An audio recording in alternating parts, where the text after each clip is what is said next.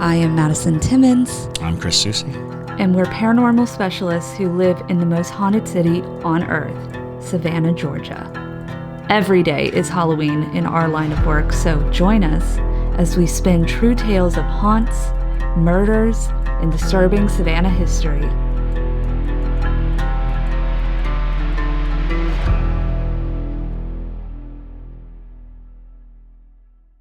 I'm Madison. I'm Chris. And welcome to the most haunted city on earth.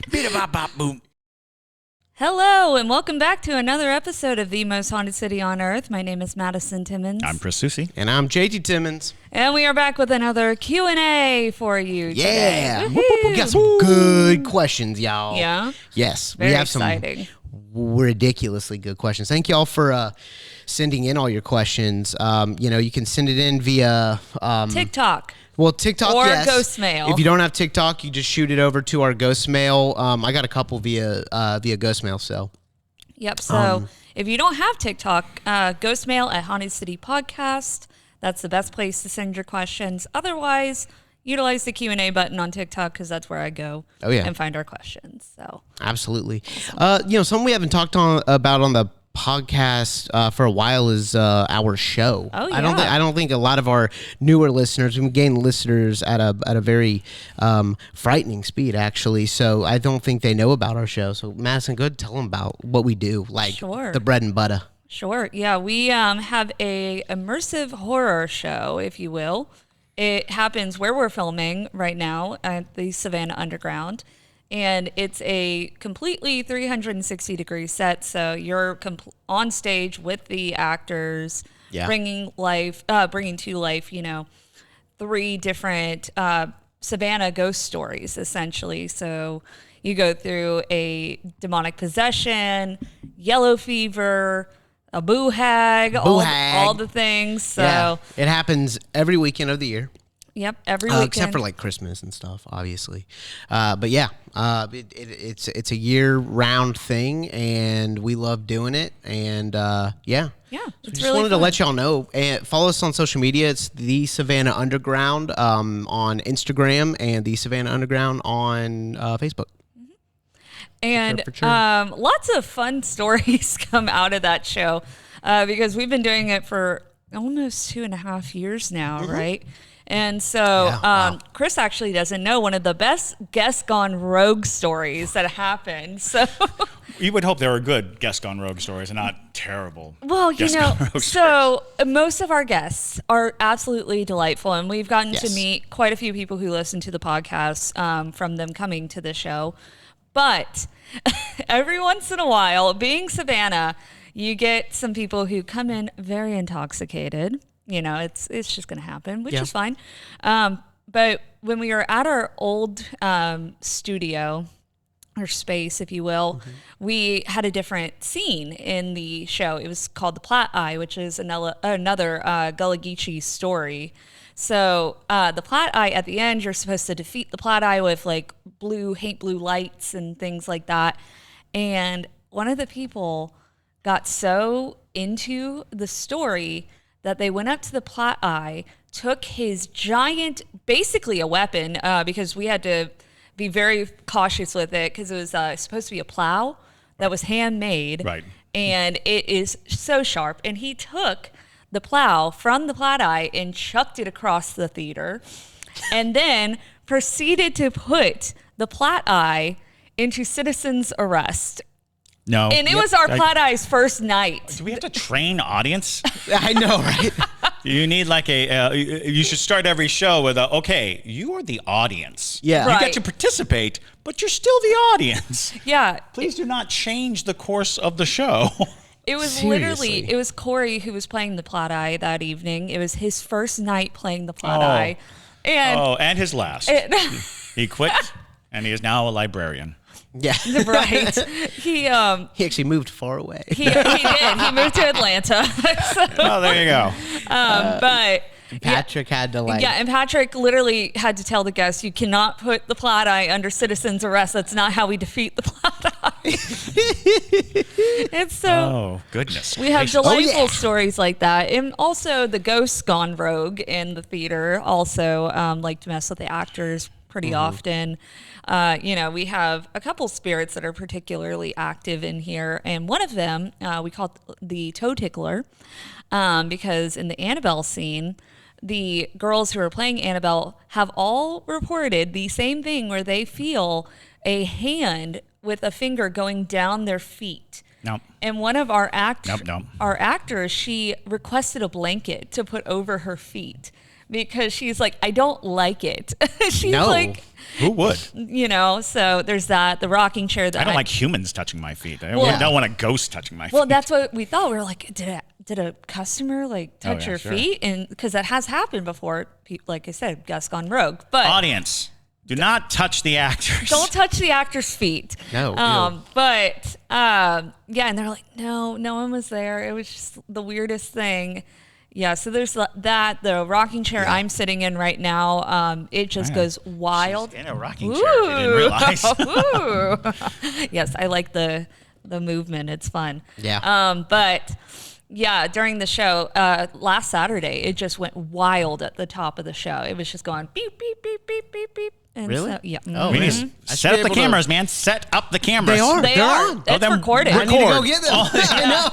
Maybe I'll put it on Patreon. Let me get all the stuff and put it on Patreon. We need to put a live stream of the cameras in the space so people can ghost hunt whenever they like. It's true. It's true. You've been saying it for a while. I've been saying it for a while. I know. I think we should approach other haunted locations with the idea of creating a subscription service so that we can just set up some cameras. I love the idea. Yeah. And then just you the listeners at home can tune in at 3:00 in the morning and watch an empty hallway for a couple hours. Yeah.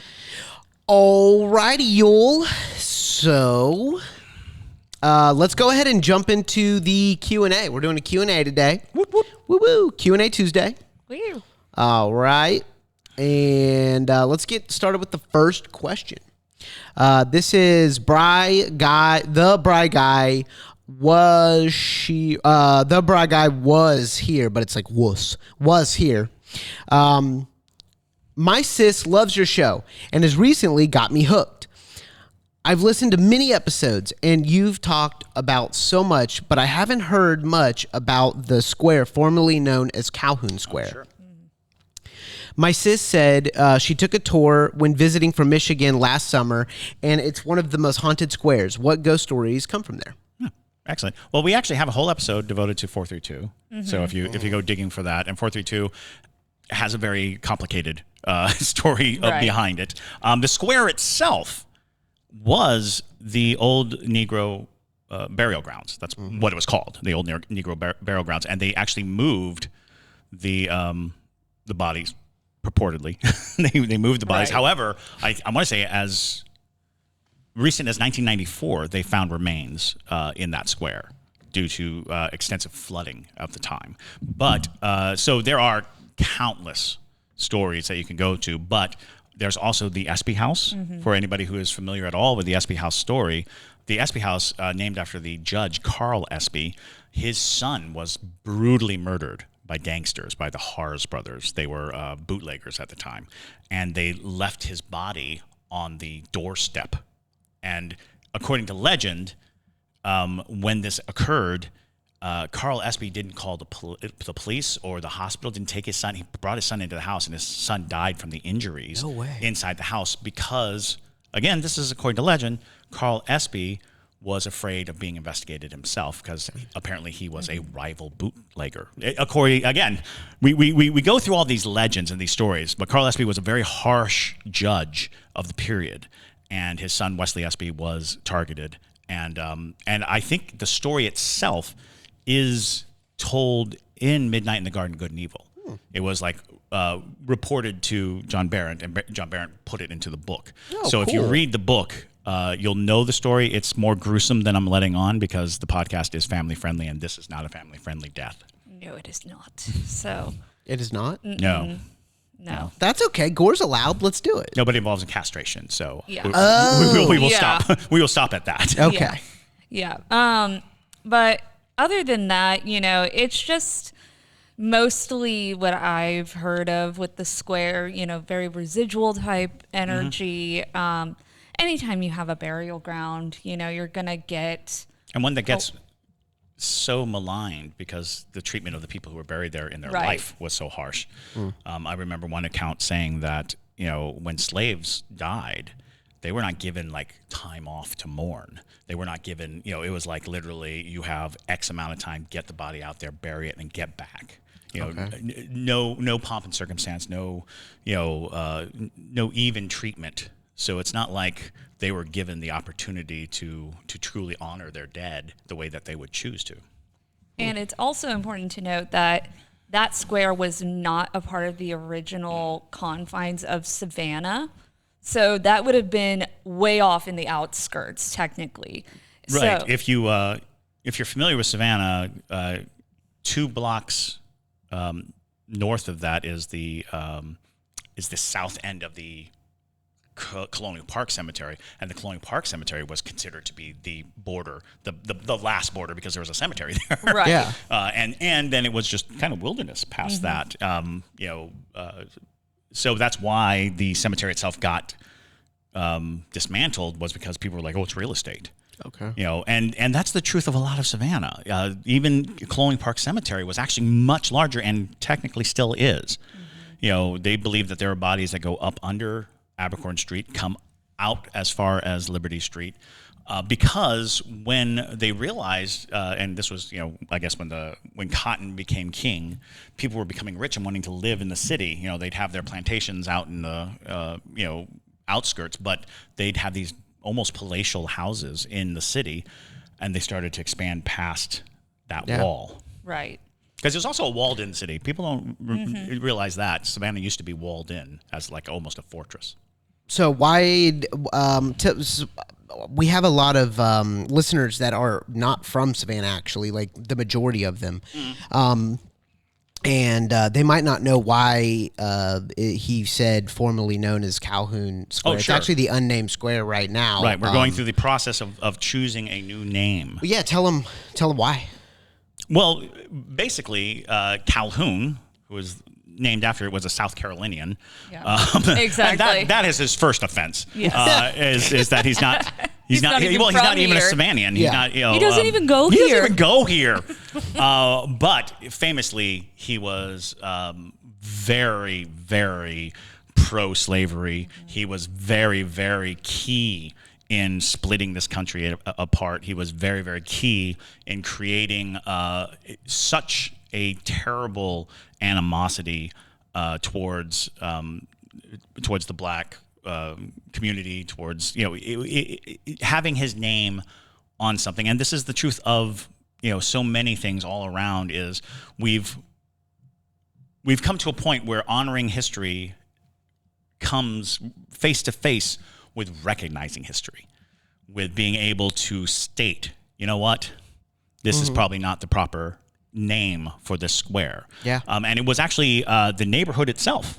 The people who lived there were a part of the spearhead effort to change the name. So, it's not one of those things, because it's not some historic thing. It is a missed opportunities, because there are many, many wonderful Savannahs, many, many people who did hard and important work to the betterment of Savannah and the nation as a whole. Yep. That could certainly be honored with the name of Square.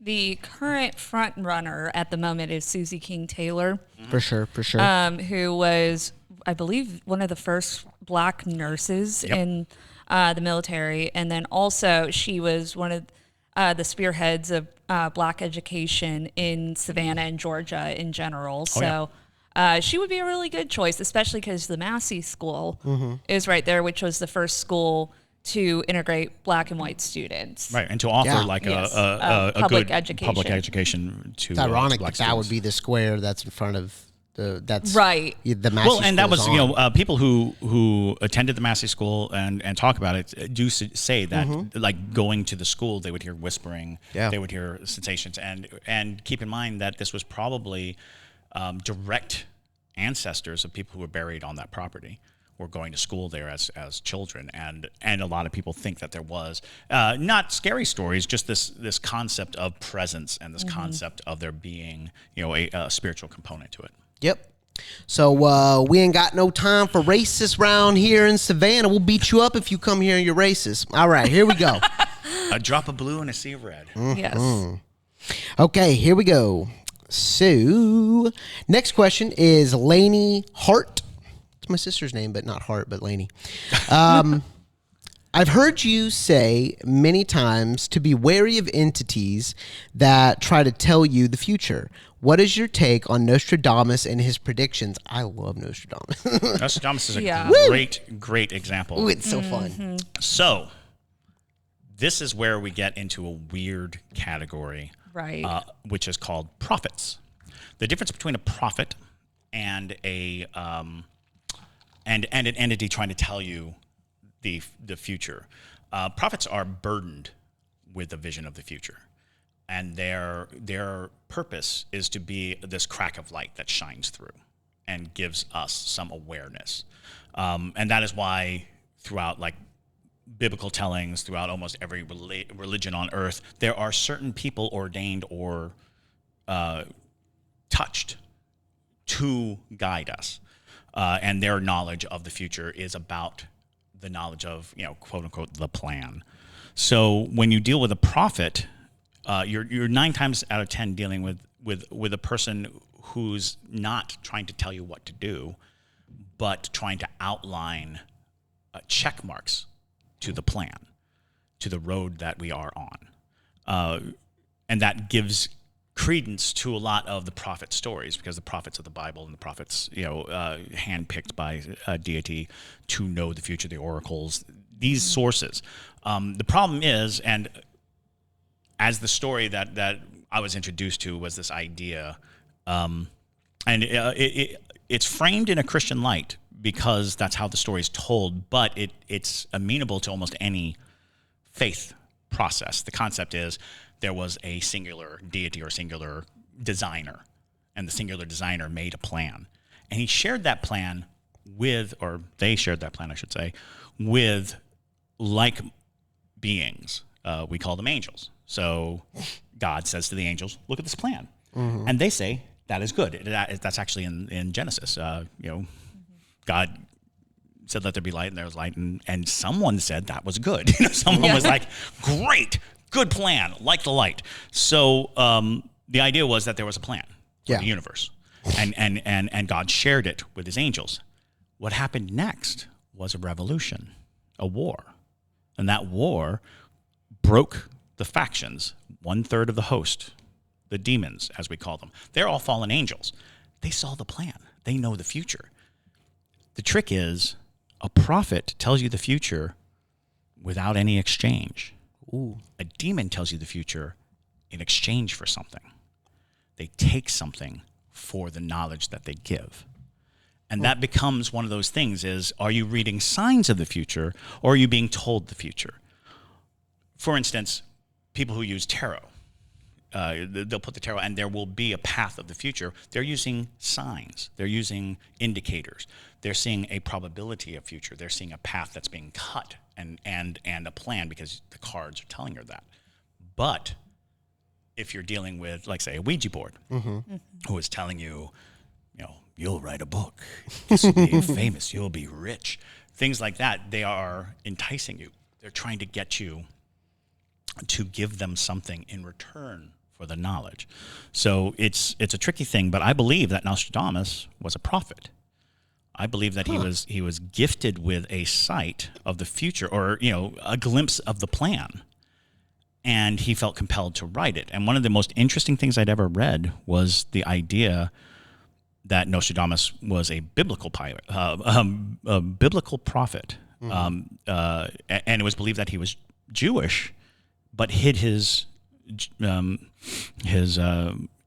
heritage because it was not always easy, certainly still not always easy to be Jewish in society.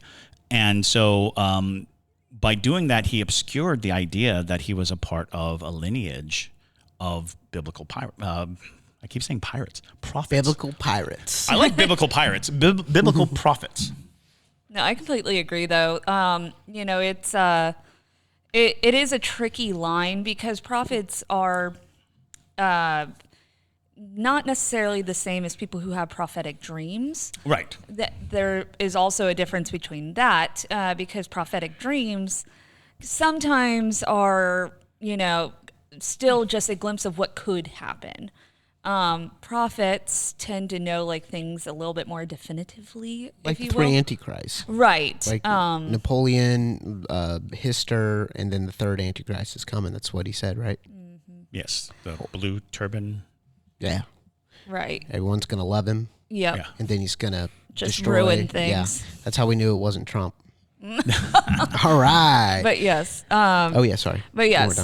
so basically, though, I was going to say that, it's interesting when you watch or you look through Nostradamus's predictions and still see that there are some human interpretations. Oh, yeah. So like, Hister, which Yeah. is believed to be Hitler, he didn't get the name exactly. It's still kind of iffy because anytime you are dealing with something that is outside of what humans can grasp, you're not going to get exactly 100% definitive. Yeah. And that's Yeah. important to note as well. But it is quite compelling and interesting. And if For sure. Hister And there's no prescription for action. Is Right. the other thing. It is not avoid this or do this. I want to say there was a TV show that suggested, it was like an action adventure show where they're trying to save people by, decoding Nostradamus' writings. As like, it's more of a prehistory of looking out. Because the idea of prophetic dreams, one of the images I always liked of that was like certain life events. You throw a rock into a stream and then there's ripples. Well, the ripples are going in all directions to include the past. So that ripple, you might just hit the ripple of an event. And that gives you some indication of what that event is. And the more traumatic and the more intense the event is, the stronger that ripple is, the stronger the current that comes off of the event. And some people are just very sensitive to the ripples. Mm-hmm. Some people, a ripple is coming up because time is a construct. We made it up. And there's a good chance that we are imprisoned by our concept of time. Wow. And we could conceivably undo that concept if we really tried. But that would probably undo all reality, so don't try. That's true. All right. Yeah. Heard that in the grease. Okay, here we go. Bring Bleach 88 asks, because of it being the main decayer of corpses, does moss and or fungi have anything to do with the paranormal? So good. What a good question. That is a really good question. It's tricky because everything does have its own energy and it has its own purpose, but I don't necessarily consider it paranormal per se. Now, when you get into the science of mushrooms, it gets very complicated and they are so interconnected and so intelligent in their own weird facet because they're able to communicate with each other through this like whole interconnective design of sorts. But just because they are the consumers of the dead does not mean that they are haunted mushrooms. It's So this is fun. There is a prevailing concept that fungi, moss, anything that naturally pulls from the dead, are actually absorbing the paranormal properties. They're actually keeping it from getting out of control. Their responsibility is to take in and give purpose to some of that energy. When humans started embalming people, ghosts became more and more an issue because no longer is there something feeding off of the paranormal energy. No longer are things feeding off of the body. For some reason, we hermetically seal bodies and we fill them with chemicals so that they'll retain their properties.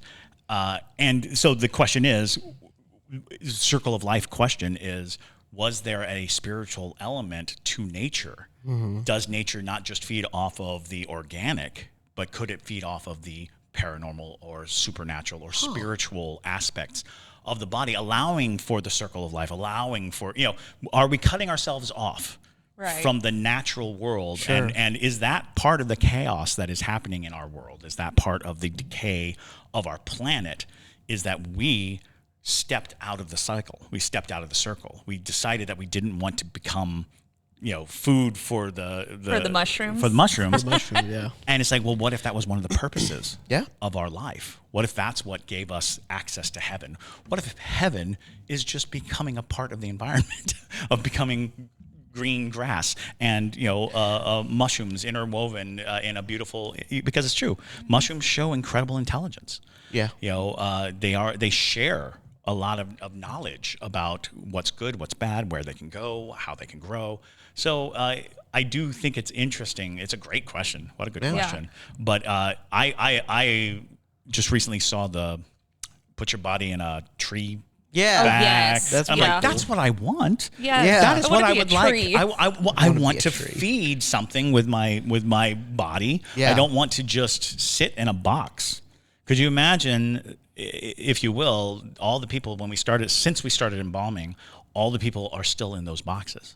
Yeah. Waiting for ascension, waiting to go to the next place, but they can't because they're full of chemicals and plants aren't going to eat them, and they're just going to decay and rot in a very safe. Because now I think that like our coffins are like steel and those things and are airtight, and it's like, what have we done? True. People, dead people don't need pillows. That's funny. We don't need cushions. Dead people don't need pillows.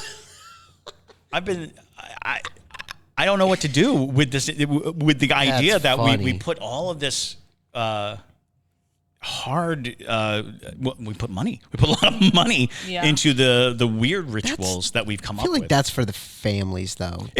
Funerals, graveyards, not even the funeral, like just to know that they're in a comfortable, their corpses are in a comfortable position, and they're not like in an L shape or something. Well, But we need to normalize the fact comfortable. that death is beyond discomfort. We need to normalize the idea that I would rather be dropped off in the middle of the woods than pumped full of chemicals and put in a sealed box. Fun fact about Madison and I actually is we did a tree planting ceremony at our wedding, and that tree was planted in the same place that we are going to be buried at our mountain house. Mm-hmm. So that's technically going to feed our marriage tree. There has to be a way to avoid the formaldehyde. There has to be a way to avoid the embalming process, because embalming is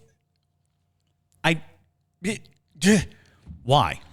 I know why, but it's not necessary anymore. I'm sure you could sign a waiver and say, "Don't do anything to me. Just bury me as quickly as possible." But for a while, it was law. A waiver? Yeah. No, that's in your will. But there was a law that you couldn't do that. There was a law stating that everybody had to be embalmed. Was it like a Georgia or federal? No, it was law of the land. Oh, dang.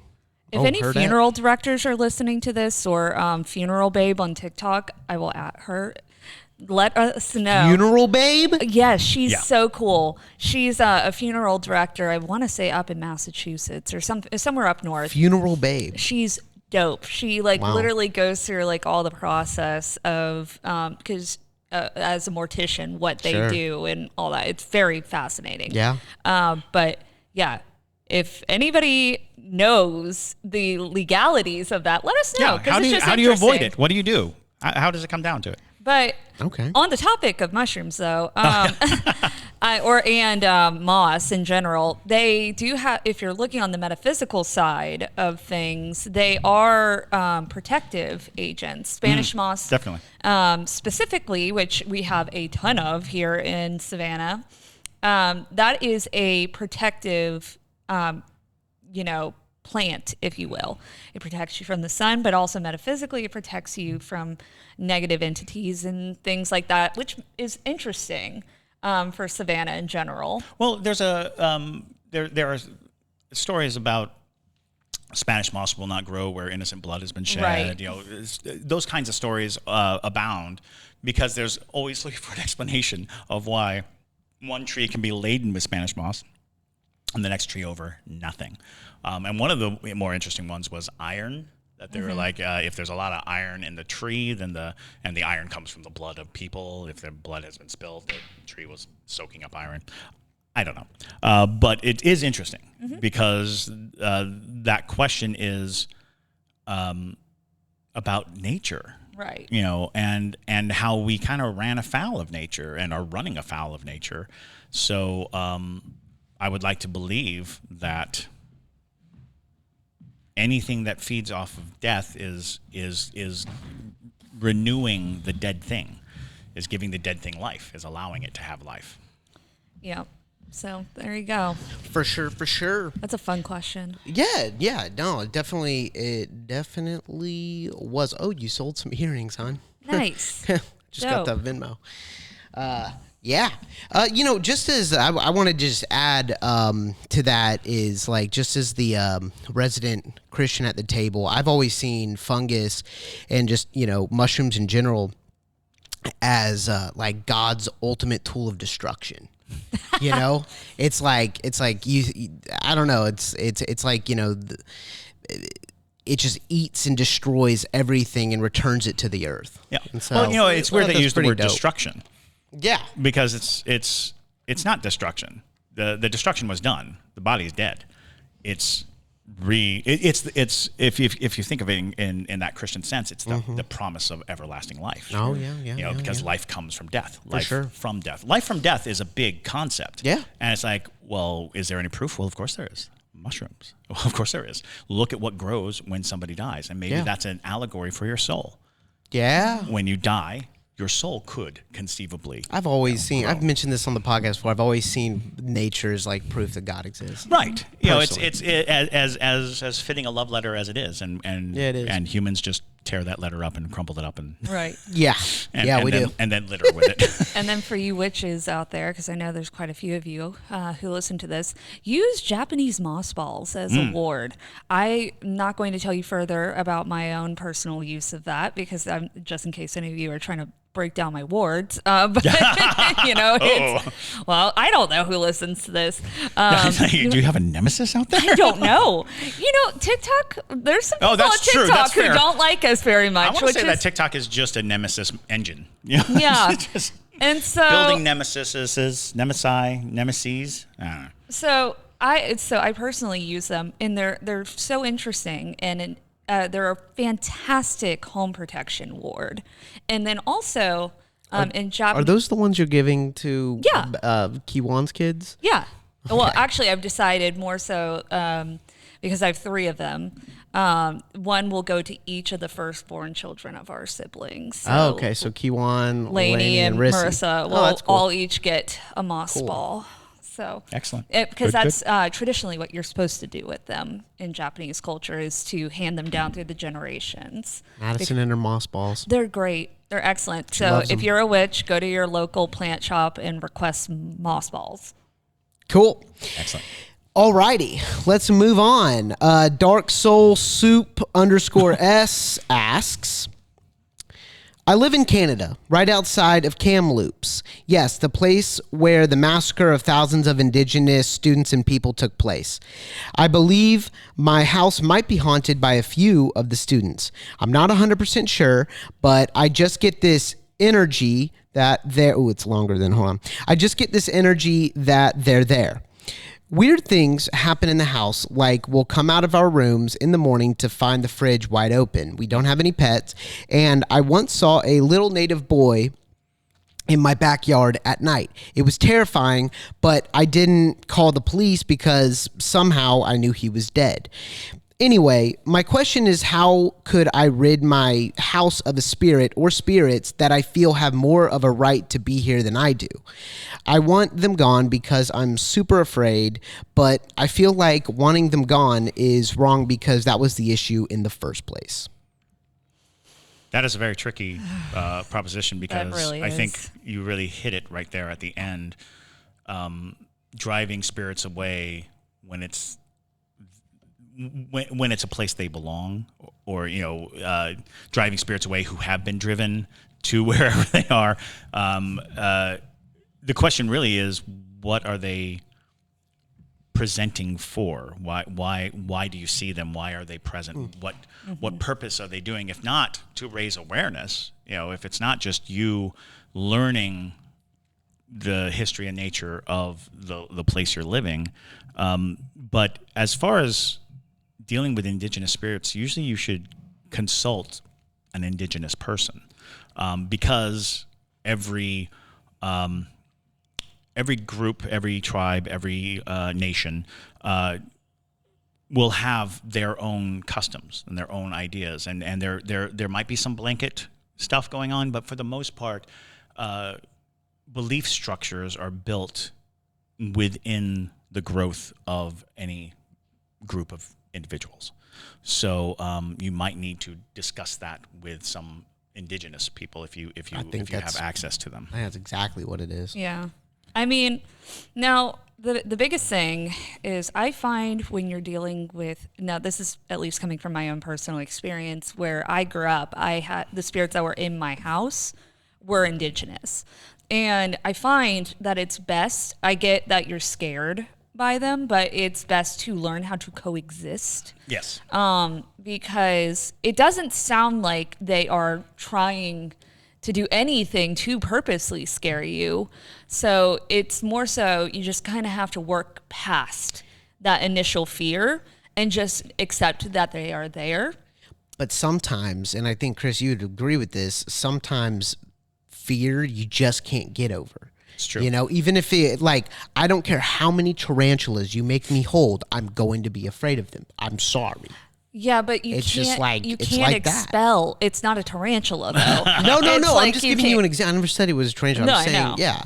I'm saying that it's not just like I can try to get over this fear. I'm arachnophobic. I don't like freaking spiders. But my point being is that you can't tell an indigenous spirit that is of that land. Yeah. You cannot tell it to go away. Perfect. Then move. That would be the best thing. So ideally, if it's bothering you that much, the answer is always move. But to Madison's point, you might find it helpful to talk, to speak aloud, both your concerns, your intentions, what you're feeling. Say it aloud. Give it form, give it structure. Mm-hmm. A lot of people worry about like a language barrier or things like that. We're not really speaking words. We are speaking intent and sensations and feelings. So reach out, and try to make peace with the notion that this is how it is. You can normalize your encounters, and that's not necessarily the same as overcoming your fears, but by normalizing them, you have a structure, a way to deal with it. Something scary is happening, talk, speak aloud. Don't tighten and become so defensive, because that defensive stance will come back to you. Yeah, it's in there. I don't know. No, I completely agree with all that. I think move. That would be my. Well, okay. Like if you take it back to the spiders at Madison, if our house suddenly became infested with spiders, we couldn't get rid of them. We're moving. And that's usually it's funny because when I do investigations or I talk to anybody, I will gauge how haunted a place is by that response. Yeah, it's like if they moved away, then I immediately put it higher on the list of probable haunts, because some people can handle it. Some people can take it. And sometimes the haunting is at the level of doubt. Yeah. People will tell you the scariest ghost stories. It's like, why are you still there? It's because they have enough doubt to weather the strangeness. Right. They have enough doubt to suggest that there's still some part of them that's feeding the idea of the haunt, and then and they manage. So lots of people live in haunted houses who are very afraid of the ghosts, but they kind of hold on either to the doubt or they make a certain type of peace. Yeah. So if you can't manage that, I strongly suggest speaking to indigenous peoples, because I think that's a great idea. At the very least, you'll get some great insight. Right. Even if it doesn't help you at all with your current situation, I think it could give you such a wonderful experience. Maybe you're being prompted in life to learn more about things outside your scope. And just to clarify, I'm not saying entities are spiders. I'm saying that. I just want to clarify. I'm not saying entities are spiders. I'm saying that it's just about the fear. That's all I'm trying to say is that the fear is, if you have a fear of something, you cannot or shouldn't get rid of the what you're afraid of, then the best thing to do is retreat. And now it's time for me to tell a story about ghost spiders. Oh, ghost spiders. Stop it. I'm kidding. Okay. I'm like... JC would die. I would. Yeah. Wicked good question. Let's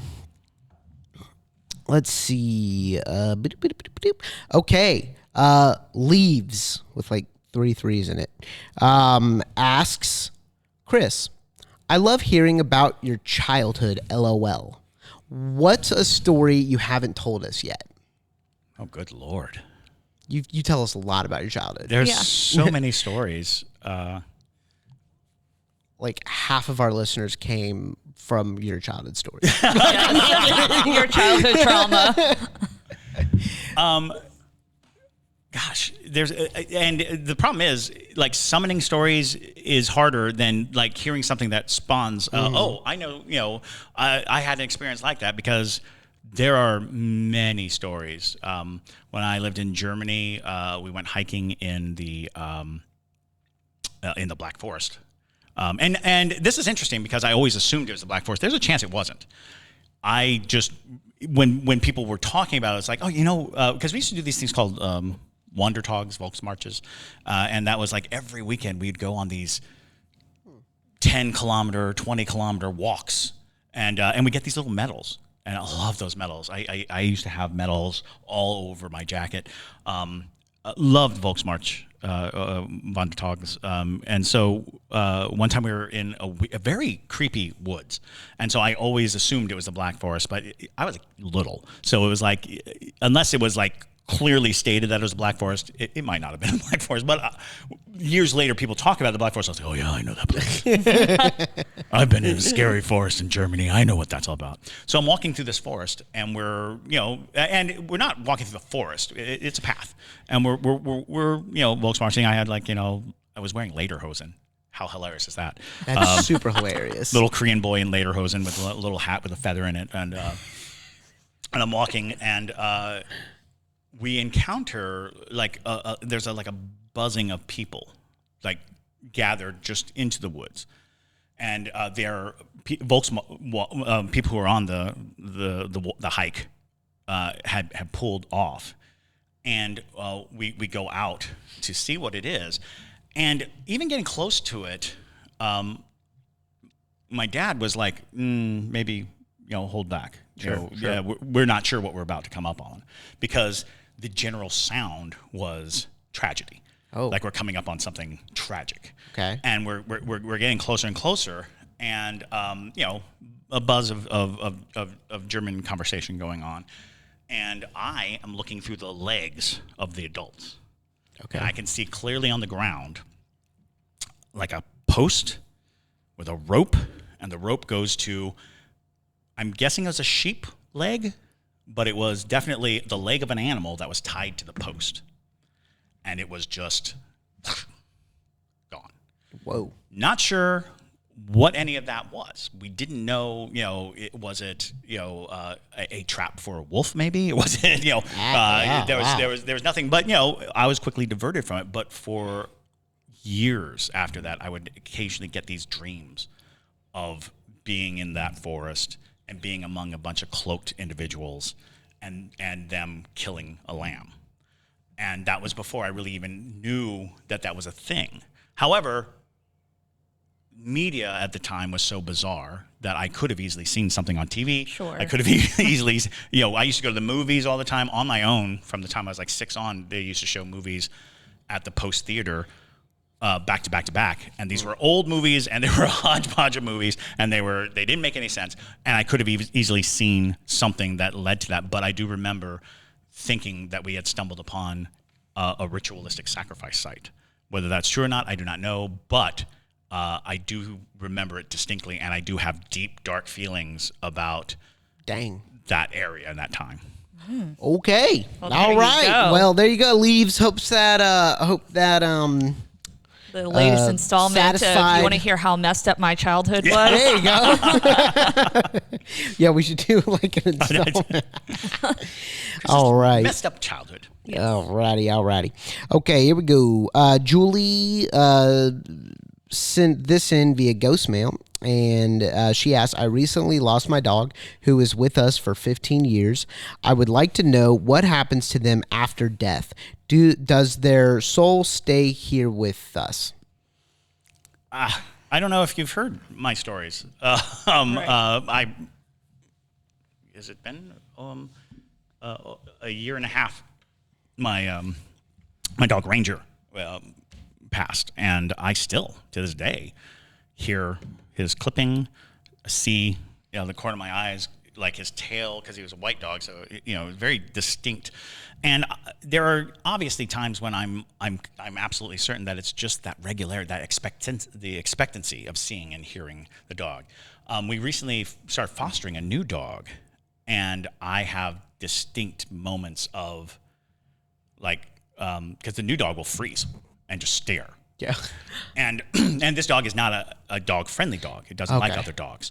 So it gets into that stare moment in places where I've oftentimes felt or thought I've seen Ranger.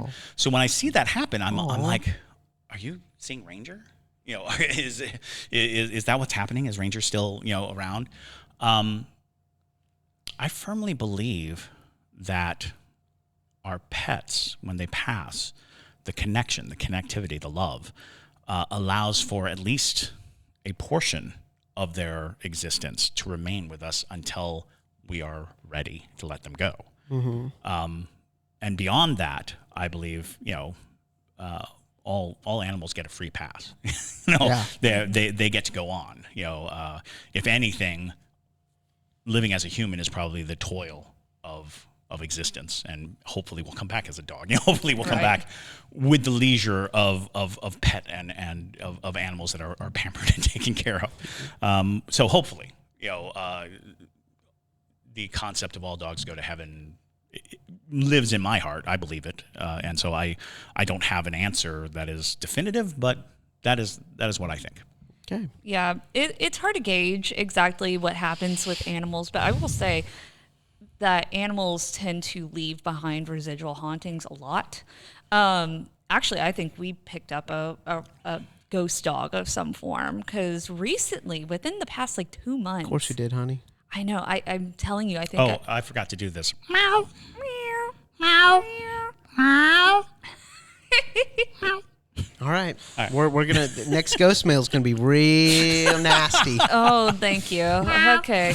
Well, but yeah, so I think we picked up actually a ghost dog, because for the past 2 months or so, I have been seeing this little blonde dog that's not Argyle, because I keep thinking it's Argyle. And so I'll see a little blonde dog run out of the corner of my eye while I'm in the kitchen, or I'm out back with our dogs or something, and I'll think that it's Argyle running by me, and then when I look, she'll be laying on the couch in the living room, or she'll be in the bedroom, or she won't be anywhere near me. And so I think that a ghost dog of Savannah has decided to come live with us in our zoo. But there you go. You know, that's interesting. I once had a friend.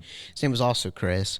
And I'm trying to remember this story that he told me. It was a while ago. I was 13, 14 when he told me this, but he said that he recently went to see his grandfather for the last time. And I don't think I've ever told you this, Maddie, but when his grandfather was in hospice, they came to visit him and all of that stuff, and he wouldn't stop moving his hand like this. Oh. And then he died later that night. I think, it was later that night or early next morning, but he wouldn't stop moving his hand, and they thought it was like some type of medical thing, where it's a muscle spasm or something like that. But he actually lost his dog like a couple years before, and so Chris and his family, they thought that his dog was like coming back and like welcoming him into the afterlife. That's Absolutely. such a cute story. You're like, Argyle, you better do that. Like, Argyle is going to be on. I've said this before. She's going to drop a ghost tennis ball on my face, and she's going to be like, throw it. I'm going to be like, I'm dying, and she's going to be like, I don't care. yeah. Well, then get out of that body and grab the ball. Exactly. She's like, we have all of eternity. Yes, I can wait. We do. I can wait. It's true. That's funny. Yeah. So yeah. JT will require Argyle to escort him into the afterlife. That's true. That's my baby girl. That's my baby girl. All right. This is the last question. It's been a great episode. Great questions. Thank y'all for sending them in. Wow. All righty. So the last one is from Ultra Parajunkie, Ashley Werner. Oh, yeah. And I have a feeling it's about Jameson, the other Ultra Parajunkie. And she asked, how old do y'all think a kid should be to start ghost hunting? Well, I mean, you can put an age on it if you want, but if the kid wants to ghost hunt, they're gonna ghost hunt. And knowing Jameson is a good kid.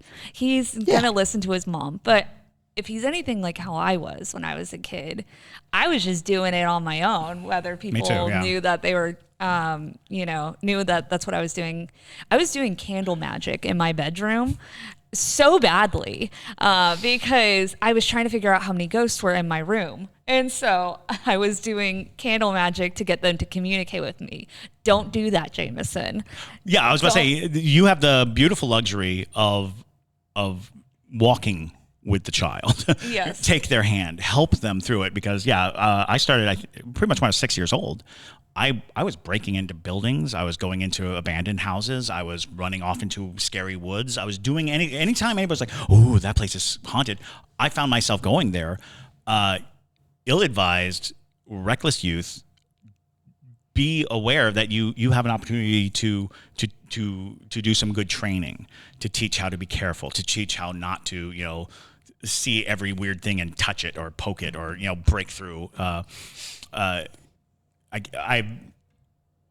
I mean, it wasn't until I was in my 20s before I started being more responsible with how I ghost hunted, because I was just, there's a ghost story, let's go. There's a ghost story, let's go. Let's climb this wall. Let's go in this house. Let's break through the window. Let's do this. Don't do that. We did not have as much media when I was doing this. There was not a ghost hunter show or 50. There was not, a section in the bookstore that was full of how to ghost hunt, where you can, get your ghost hunting logs that you can print out. There wasn't the internet. So just be mindful, and any age is good as long as you are present with them. Right. Because otherwise, and I'm a perfect example of a lot of my ghost tendencies and my ghost beliefs had to be amended and reconstructed because my imagination was the only thing I had to go by. I was filling in blanks the whole time. I didn't have a lot of resources, and I didn't have other people that I really talked to. And when I did, they were my same age, so we were all just sitting in the dark screaming. So you can be a great guide for a child who's interested. Yeah, I was the kid that was leading seances at the slumber parties. At the slumber parties. It would start out with light as a feather, stiff as a board, all that, and then it turned into like a full blown seance. So don't. It's good that Jameson listens to this so he can learn from learn from our mistakes. Yeah, the many demons that I keep trapped in my brain were the result of stupid things. Well, and I was unfortunately so entranced with all the TV shows that were just then coming out, and they were all so ridiculous that they didn't teach you that maybe you shouldn't scream at a ghost. Maybe you shouldn't, Well, the fascinating thing about, and something to keep in mind about a lot of the ghost television shows, is that they always come from a point of view of trying to bring it to the ground, bring it to earth. They're trying to make it scientific, and they're trying to make it something that would convince a cynic. because many of them are, former cynics. They encountered something that challenged their beliefs. When you have a person who is more concerned with proof than with experience and learning, then you're going to get a very specific brand of information, and that information is oftentimes about how mechanical ghost hunting can be. Exactly. So there you go. I guess moral of this episode is don't do seances in your slumber parties. And it's not going to stop anyone. That is not going to stop anyone. True. And ghost dogs. Ghost dogs are sweet. They're very good. So, but thank you guys so much for listening. If you have a question that you would like to send to us, go ahead and utilize the Q&A button on TikTok, or if you don't have TikTok, you can utilize our email, which is ghostmail@hauntedcitypodcast.com, and just put question in the subject so that we can distinguish it from regular ghost mail. But with that, my name is Madison Timmons. I'm Chris Soucy. And stay spooky, y'all.